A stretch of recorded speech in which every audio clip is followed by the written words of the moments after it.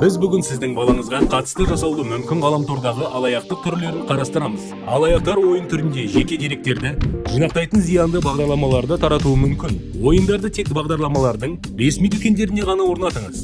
Балаларыңызға банк картасы байланған телефонды бермеңіз және ақылы жазылымдарды тексеріп отырыңыз. Жеке деректер мен геодеректерді жинақтауы мүмкін ақылды бағдарламалар да бар. Алаяқтар үйдің мекен-жайын, баланың оқу орнын, сіздің жұмыс орныңызды анықтап алып, оны бапсалау үшін қолдануы мүмкін.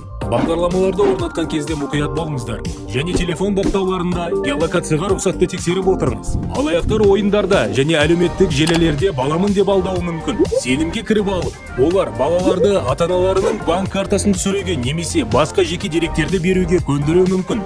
Баламен оның шынайы және виртуалды достары туралы сөйлесіңіз. Оған неге таныс емес адамдарға сенуге болмайтынын түсіндіріңіз. Және ғаламторға түскен нәрсе сонда қалатынын естен шығармаңыз.